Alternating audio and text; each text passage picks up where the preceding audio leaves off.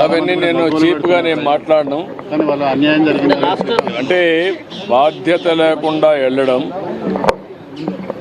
ఏదైతే మీరు ఒకసారి చూస్తే కోడ్ ఆఫ్ కాండక్ట్ ఉంది.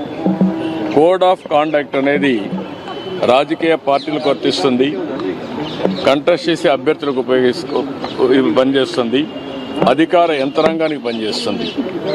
కానీ విచిత్ర వాదన మేము మాత్రం మాకు కోడ్ ఆఫ్ కాండక్ట్ లేదు, మేము ఎక్కడికైనా పోతాం అని వైలేట్ చేసి ఒకసారి ఎలక్షన్ కమిషన్ ఆర్డర్ ఇచ్చిన తర్వాత మీరు రావడానికి వీలు లేదంటే ప్రజాస్వామ్యం నిలిపేయాలి. దట్టు ఎలక్షన్ కమిషన్ ఇచ్చిన తర్వాత మీరు ఊరు పోవడానికి ఎలక్షన్ కమిషన్ కంటే మీరు గొప్పవాళ్ళు కాదు కదా. మీ రాజకీయ పార్టీ కానీ ఏ రాజకీయ పార్టీ కానీ ఈరోజు నడుస్తున్నాయంటే ఎన్నికల కమిషన్ గైడ్ లైన్స్ ప్రకారం మనం నడుస్తున్నాం. ప్రజాస్వామ్యంలో అటానమస్ బాడీ ఎన్నికల కమిషన్. ఈరోజు ఎమ్మెల్సీ ఎలక్షన్ జరుగుతున్నాయి.